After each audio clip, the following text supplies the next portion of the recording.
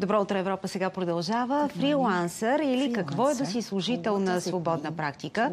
За това ще говорим в следващите минути. Повода е, че наскоро се проведе първата по рода си среща на фрилансърите у нас. А специален лектор беше един от авторитетите в тази област. Роберт Влах, който вече е в нашото студио.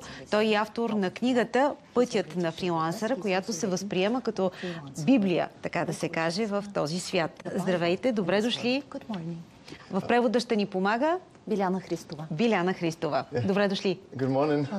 Добро утро. Много се впечатлих, че когато вашите родители, вие сте от Чехия, и когато вашите родители са станали предприемачи и са отворили пекарна, вие сте си казали, не, аз няма да се занимавам с това.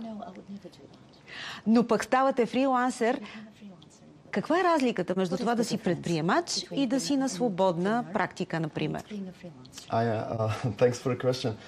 Well, you know, like my parents had a company, they employed like 100 people. And when I saw as a teenager, I was sort of artistic kid, I had many artistic interests. When I saw how much work, you know, night shifts and so on, like they have to spend, you know, just to earn for a living, it didn't make any sense to me. So I sort of wanted to pursue other direction in my life. But anyway, I ended up as a freelancer accidentally.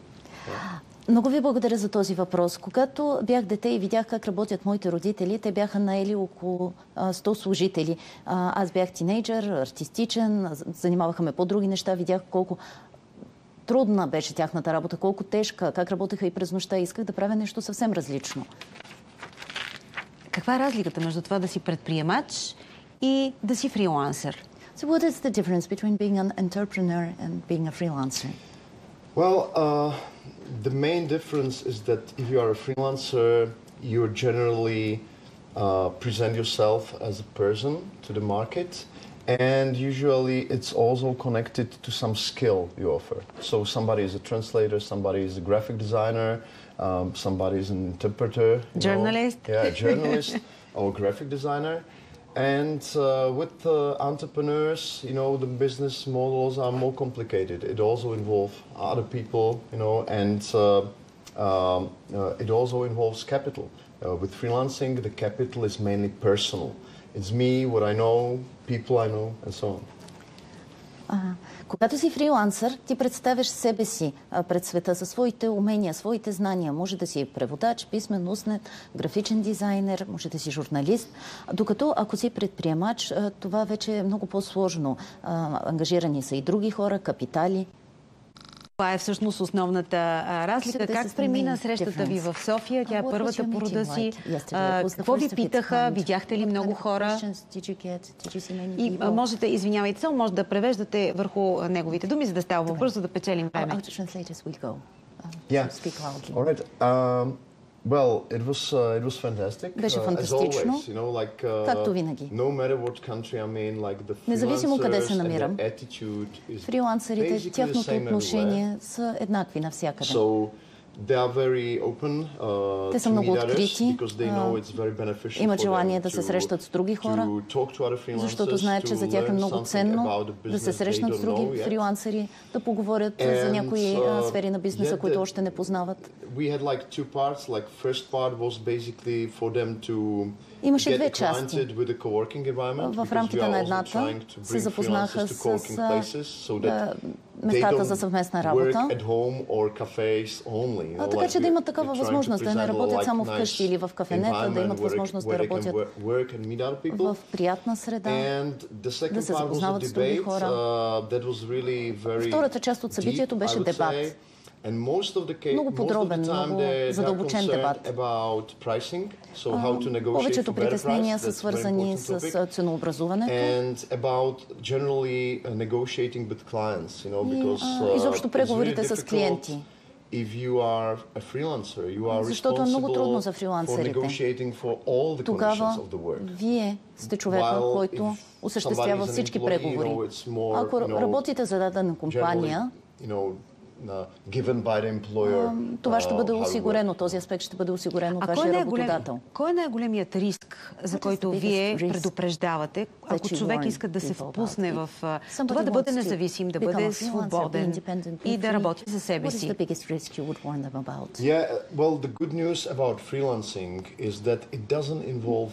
Добрата новина за фрилансерите е, че това не носи много рискове. Хубавото е, че също не се изисква много капитал. Няма нужда да се инвестират много средства, инвестирате вашето време, вашите умения, вашите знания, за да се пуснете в това. Основният риск дългосрочно е свързан с благополучието на хората. Например, може да се окаже, че човек работи прекалено дълго за прекалено малко средства. Това може да се отрази върху здравето и благополучието. I don't meet many bankrupt freelancers. It's not common that people are рядко хората не се справят финансово. Mismanaged financially. It's not a common risk. Рядко има ли фалирали фрилансери? Are there any bankrupt freelancers at all? Do you know? Well, yeah, of course it happens, but it's very rare. Because usually if you are not succeeding as a freelancer, you would usually get employed. Обикновено, ако човек не се справя, просто отива и си намира друга работа. So it's pretty след няколко години ще опита отново. Разбира се, има рискове, както винаги. Но това не са фатални рискове. Просто риска е да не успеете да се справите конкретно в тази област, но не е нещо страшно. Но знаете ли, в България все повече хора искат да бъдат заети в държавната администрация. Това са тенденции, които са видими, за да не полагат усилия, за да се чувстват по-сигурни.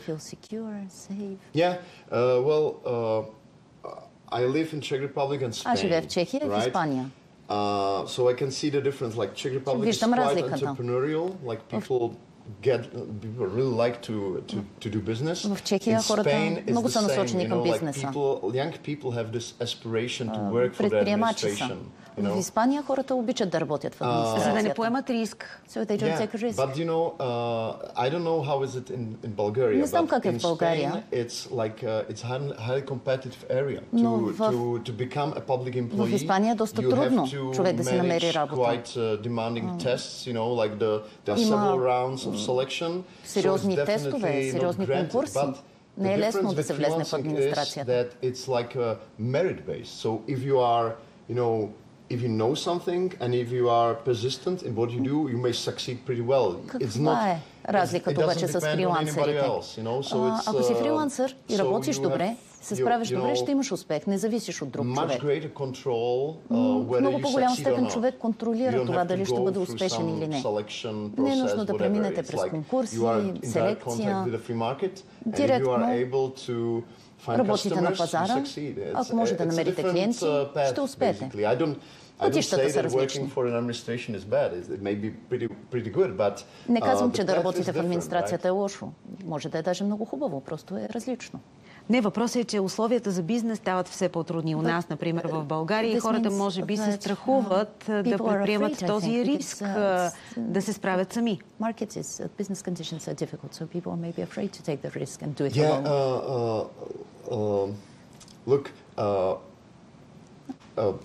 Big part of that fear is irrational. Вижте, този страх до голяма степен е ирационален. Живеем в Европа, никой не умира от глад. Много малко хора гладуват.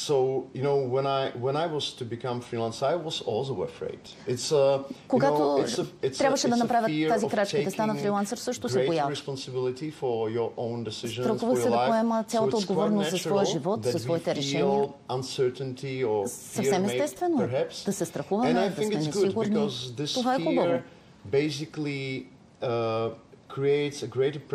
Защото този страх ни кара да бъдем внимателни, когато предприемаме нови стъпки. Не е нещо лошо. Не е лошо хората малко да се страхуват. Тази стъпка да станат фрилансери. to better decisions, to be more careful Този about страх who you work ще ви for, направи how you set по-внимателни с your кого conditions for the work, работите, как си So it's организирате natural. работата. Even very successful people, when they were beginners, Дори много успешните хора в началото were scared of taking обикновено this са step. се It's a страхували. part of the freelance way. Това е нормално, това е част от пътя на фрилансера. Сега можете ли да си представите да работите за някого? Now, can you imagine working for anybody? Not anymore, probably. Не, вече не. Because I'm too far on this journey. Прекалено далеч стигнах по този So път. I have the really like total freedom. Имам What I пълната do свобода. every day of my life. Какво правя всеки ден от своя живот? It's a great privilege. Това е страхотна привилегия. So I can't. Не мога. I'm an entrepreneur, like. Аз съм предприемач. It will change your mindset in a way. Това променя начина, по който I мислите. still work for clients. Но I still все work пак for работя clients. за Все пак клиентите. работите с тях, да. And that's like pretty much similar relationship because Това you basically малко прилича sell your на time това да to работите за serve някой. somebody, Защото but вие продавате it's времето under си, different conditions than работите when за you are an някого. employee. You don't take orders. You Да, have но е partners. по-различно, защото вие не приемате разпореждания, инструкции от някой, вие имате партньори. Yeah. Кога е дошло времето да направим тази When крачка? is the right Усеща time to ли make се this step? момента, човек feel that? усеща ли го? Do you know the right time? It's not that clear. Не е чак толкова ясно. It's like, for example, I became freelancer accidentally. Аз случайно станах when I was фрилансър. 20, I went to Spain Бях to на do some 20 seasonal години. labor, and I ended up Отидох в as a web Испания. developer. Like I found a sort of client that basically На hired me сезонна for a работа, project. но ме So наеха I за един проект didn't have a и plan to станах become a предприемач. freelancer. And Не actually, бях Просто става планирал. така. Yeah, Просто it Just so съдба. happens. And Да. with many freelancers, it's quite С similar. много I mean, like фрилансери се they случва така. pursue some hobby, Започват да се занимават с някакво хобби, с нещо, което им харесва, към което имат интерес. В един момент си дават сметка, че могат да изпълнявам проекти, да работя за някого, да го развия повече. Има, разбира се, и стратегии, които може да прилагаме, когато правим този преход към свободните професии. Обикновено с малки стъпки става. Един проект тук, един проект там, проба и грешка.